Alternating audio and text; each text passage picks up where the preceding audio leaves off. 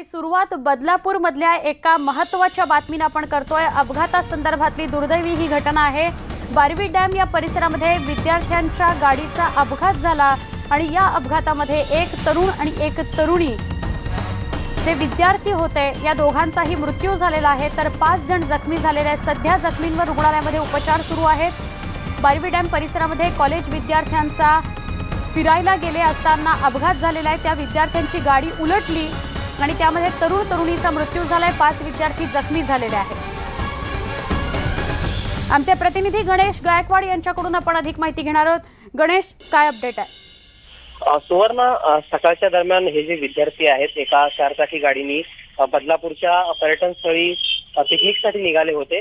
मात्र बदलापूरच्या बारवी डॅम जवळील सोनवणी गावाजवळ त्यांची जेव्हा गाडी आली त्यावेळेस एक मोठा टर्न होता आणि या मोठ्या टर्नच्या वेळेस ही जी गाडी होती ती भरधाव वेगाने गेली आणि त्या ठिकाणी अनबॅलन्स झाली आणि त्याच्यामुळे ती उलटली गेल्यानंतर लगेचच यामध्ये जे विद्यार्थी होते त्यांना अनेकांना त्यामध्ये ते जखमी झाले आणि 2 जे विद्यार्थी होते त्यामध्ये एक तरुण तरुणी होते।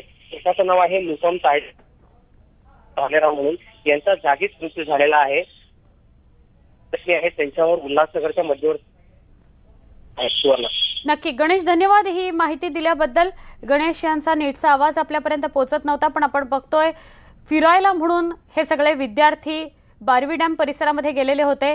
एक टर्न होता जिथे गाडी उलटली, बॅलन्स साधता आला नाही गाडीचा, अपघात झाला ज्यामध्ये 2 जणांचा मृत्यू झालाय, 5 विद्यार्थी जखमी आहेत।